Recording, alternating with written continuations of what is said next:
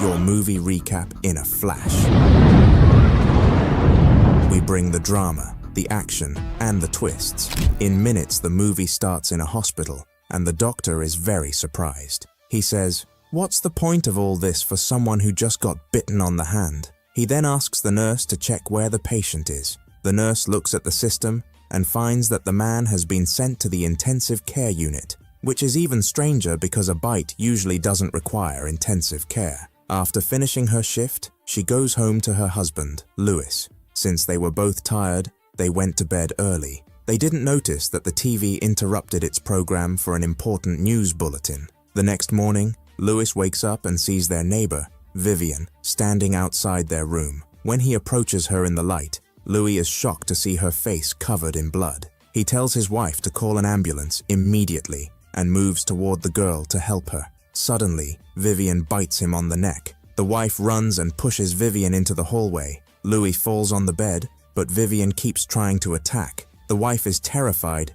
and quickly locks the door. She checks on her husband and covers his wound with a pillowcase. She then tries calling the emergency number, but the recording says all lines are busy. Meanwhile, Vivian is still banging on the door. Louis dies on the bed, but suddenly, within seconds, he wakes up again as a zombie and attacks his wife. She manages to push him away and grab the car keys before he starts throwing furniture. She runs to hide in the bathroom but accidentally slips into the bathtub. She tries to open the window but it's stuck. At that moment, the house goes silent. She moves closer to the door and calls her husband's name. Louis responds by breaking down the door and entering.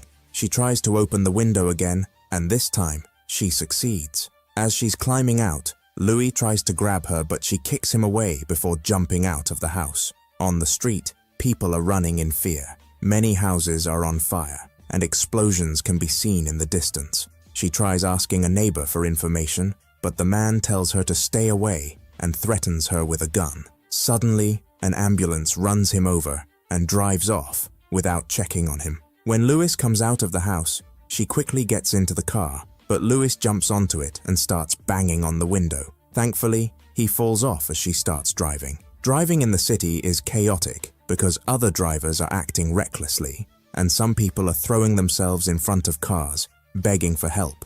The radio announcer advises people to stay indoors, lock all doors and windows, and mentions that even military bases are not safe. Eventually, she reaches the main road, where there are more accidents and explosions, not to mention zombies attacking anyone they see. She screams when someone suddenly opens the car door to pull her out. She pushes the man away and tries driving again, but during the struggle, the car veers off the road and crashes into a tree. As the zombie apocalypse takes over the world, authorities try to communicate with the press, but can't figure out what happened or how to resolve the situation. People begin rioting in the streets, demanding the government take action. The military is deployed to cities to try to control both humans and zombies. Hospitals are overwhelmed and buildings explode daily. When she regains consciousness, she finds a police officer named Kenneth, who makes her say something to confirm she's not a zombie. They walk together and meet 3 other survivors. The group initially fires at them until realizing they are not zombies either. The 3 survivors explain that they've tried many routes, all filled with zombies. The group decides to head to the mall as the safest option. While trying to break into the mall, some zombies approach. Kenneth shoots the lock, and they manage to get inside. Before they can lock the door, a zombie grabs Kenneth, but he quickly kicks it out, and the door is finally secured. They turn on the lights but find that the phones aren't working. They discover they're in a store with locked doors, so they throw something at the window to enter the main mall. Anne washes the blood off herself in a fountain. The group checks the main doors to ensure they're locked. Andrea and Michael volunteer to check other entrances while the rest guard the main entrance. At the back entrance, Andrea is startled by a zombie pressed against the glass, but thankfully, the glass is shatterproof. Michael grabs a large hammer from a toy section before following noises behind a door. A zombie jumps on him, knocking him to the ground. The hammer falls and breaks, but Michael manages to push the zombie's mouth away and stabs it in the head with the broken hammer handle. Back at the main entrance, A zombie grabs Andrea's pregnant wife, Luda. Kenneth shoots the creature, but it attacks him instead, pushing him into the fountain and injuring his arm during the struggle. Anne picks up Kenneth's fallen gun and shoots the zombie. The bullet hits its shoulder, creating a hole. The three run and regroup with the others, entering the elevator. When they reach the upper floor, they find 3 armed guards who initially refuse to let them in. After some argument, Anne convinces them to allow the group to stay, but the guards confiscate their weapons. On TV, they watch the chaos, death, and destruction taking over the world. They also learn that the only way to kill zombies is by shooting them in the head. One officer mentions a safe haven called Basta, where Kenneth's brother works. Later, Andrea takes Luda to the bathroom and discovers a small wound on her arm. Since it's minor, he assumes it's nothing serious. Anne searches for a first aid kit while breaking down emotionally, but pulls herself together to treat Kenneth's wound. Michael suggests blocking any weak points in the mall and creating a rooftop sign for rescue helicopters. The guards go downstairs and see a zombie convulsing in the fountain. It turns out to be a former guard, and his friends are forced to shoot him in the head. They search other stores, killing any zombies they encounter. Afterward, the guards throw the zombie corpses off the roof, while the rest of the group finishes their SOS sign. From the rooftop, they see the entire city overrun with zombies. Hearing gunshots, they use binoculars to spot Andy on the roof of his gun shop. He holds up a sign saying he's alone, but lowers it to point at something in the sky. A helicopter passes by, and the group waves frantically, but the helicopter ignores them and flies away. At night, the guards lock the group in a store to prevent them from stealing anything.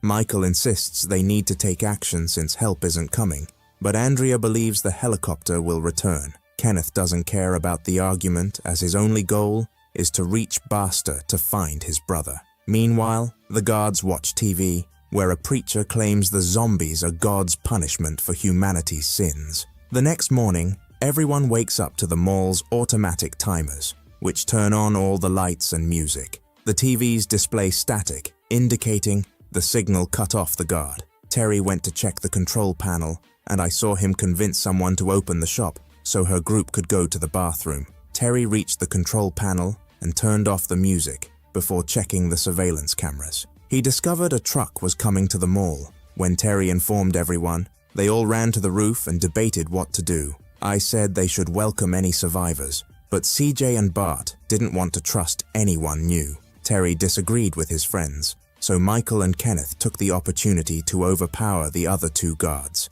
disarmed them, and locked them in the mall's cell. They fought and killed a large number of zombies until they ran out of bullets and had to retreat inside. Thankfully, the survivors in the truck were safe. They pushed the truck to the mall to climb on it and enter without exposing themselves to danger. Once everyone was inside, Anna announced she would check them for injuries, including 6 very sick individuals who had been pushing the truck. Kenneth wanted to take the truck to go to Fort Pastor, but Steve and Norman explained they had come from there, and the zombies had taken over that place too. Kenneth felt defeated and went to the roof, where he saw Andy communicating using another sign. Kenneth said the fort had fallen and no help was coming. Andy replied sarcastically, which made Kenneth smile. Meanwhile, Anna treated everyone's injuries, and Terry looked at the sick woman who suddenly died. Anna confirmed her death after checking her pulse and covering her with a sheet. Suddenly, the woman sat up, and the group began to run when they realized she had turned into a zombie. Anna grabbed an iron rod, and when the woman got too close, she stabbed her in the eye. After seeing the transformation, remembering her husband, Anna told everyone that a zombie bite causes the infection. Frank had been bitten, and Anna wanted to isolate him, but Michael thought they should kill him before he turned. Kenneth agreed. Anna ran to warn Frank, and Nicole begged for mercy, but her pleas went unheard. They gave her a moment to say goodbye, then they locked Frank in a room. Kenneth waited for him to turn to confirm their theory before shooting him in the head. Days passed, and the group tried to entertain themselves. Kenneth played chess with Andy by writing moves on signs. Bart and CJ played cards in the cell. Anna enjoyed watching movies with Michael, and Nicole and Terry bonded while stargazing. Steve spent time with Monica when he wasn't playing golf on the roof. Sometimes the balls would hit the zombies outside. As the crowd at the mall's entrance grew each day, the group wrote requests on signs, and Andy shot the zombies they pointed out, showcasing his excellent aim. One night, the survivors were having dinner, sharing stories about the people they'd lost when the power went out. Andrea rushed to check on Luda, who was very ill, so he tied her to the bed. Later, 4 men went to check the generator and found blood on the walls. Something moved in the darkness, and the group prepared to fight until they realized it was just a dog. Michael called it over, and the animal seemed fine, but suddenly it started barking. A zombie appeared on the roof, jumped on Bart, and bit his neck. All the noise attracted more zombies, who appeared at the end of the hallway. The group ran immediately, but it was too late for Bart, who was left behind as zombie food. Kenneth and Michael opened a gate to escape, and CJ shot a zombie in the face to close it again. They locked the door securely and opened fire on the zombies trying to climb the gate. With little ammunition left, when a zombie fell, it took part of the gate with it. Michael found a gas can, poured it on the zombies, and CJ threw a lighter, causing a massive explosion that burned all the creatures. Meanwhile, Andrea watched as Luda took her last breath. When he looked at her pregnant belly, he was shocked to see the baby still moving, but he had to step back when Luda woke up as a zombie. Cautiously, Andrea found a belt and put it over Luda's mouth so she couldn't bite while giving birth. At the same time, Norma realized she hadn't seen Luda in a while and came to check on her, only to find Andrea with the baby and Luda growling in the bed. Norma immediately opened fire to kill Luda, and a furious Andrea shot back. Both ended up killing each other. The rest of the group heard the gunshots and rushed to the room to hear Norma's last words. Terry wanted to shoot her, but Anna assured him she was dead from the bullets and wouldn't turn. Then they looked at the baby and discovered it was a tiny zombie. They had no choice but to kill it. After moving the bodies and fixing the generator, Kenneth told the group that waiting to die was worse than death itself. Anna said she didn't want to die there. Michael mentioned seeing buses in the garage, suggesting they could reinforce them to escape. Steve proposed sailing on his boat, and the group agreed that traveling to the nearest island was a good idea. They started using all the tools they found in the mall to fortify the buses, spending most of their time working hard. During breaks, they realized they had little ammunition left, but planned to bring Andy along since he might have extra weapons. Kenneth communicated the plan to Andy using signs, and Andy replied with "hungry," indicating he'd lost a lot of weight. The group still needed time to finish the buses, so they had to find a way to send food to Andy to keep him alive until the escape. Remembering the dog was unharmed during the attack, they decided to send it with some supplies and a radio. Their theory was confirmed when the dog walked among the zombies without being attacked. But when Andy opened the door for the dog, zombies tried to get inside. Andy quickly fought them off and shut the door again. However, when he grabbed the radio, he told the group he had been bitten. Nicole panicked, drove the truck to the gun shop, and entered the building as zombies climbed the truck. The group heard Nicole rescuing the dog on the radio, and Kenneth looked at the gun shop roof, realizing Andy had turned into a zombie, his sign now covered in blood. When Andy went back inside,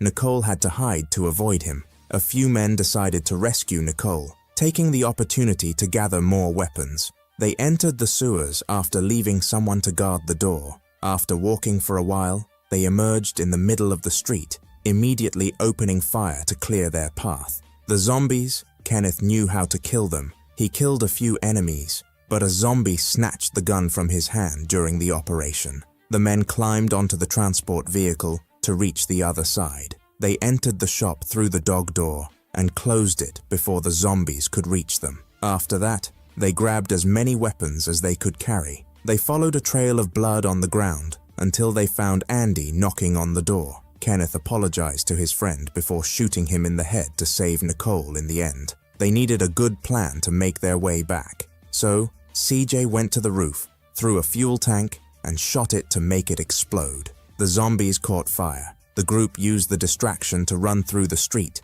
shooting any creature that wasn't burning until they reached the sewers. Some zombies pushed Tucker, and he fell into the pit, breaking his leg. CJ told the others to go on while he stayed behind to help Tucker. The zombies jumped into the sewers too, so CJ shot a few of them before handing the weapons to Tucker. This way, CJ could drag Tucker on the ground, while Tucker shot at the attackers coming their way. Unfortunately, there were too many of them, and they managed to reach Tucker and started eating him. Tucker asked his friend to finish him quickly, so CJ shot him in the head before running to catch up with the others. In the end, the group reached the mall door, but Steve wasn't there to open it. The zombies started climbing the stairs, and the men opened fire. Finally, Anna appeared to let them in. They couldn't close the door again because the zombies were holding it. The team had no choice but to run. When they regrouped with the other survivors, the group, along with the dog, ran to the elevator and closed the doors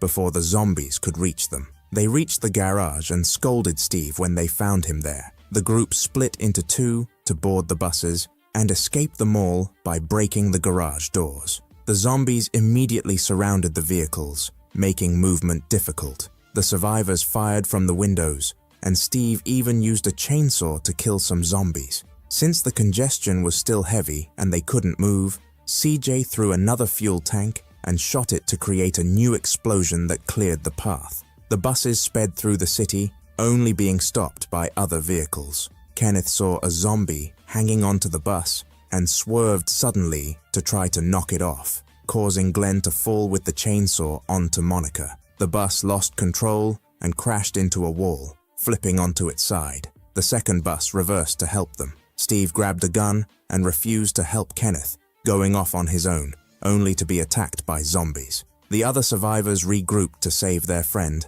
Anna was devastated when she discovered the chainsaw had killed Monica and Glenn. When she turned, zombie Steve tried to attack her, so Anna shot him in the head. Terry killed the zombies surrounding the bus, but the gunshots attracted a large group. The men opened fire to buy time for Anna, who was behind them, retrieving the boat keys from Steve's corpse. She shot a few more zombies with the help of her friends and reached the bus. Michael pulled her inside, and CJ killed the creatures at the door so they could close it. Finally, the bus sped off at full speed, crashing through the gate to reach the pier. The bus almost fell into the water, but luckily got stuck on the edge. The survivors started running toward the boats, with the zombies reaching the area too.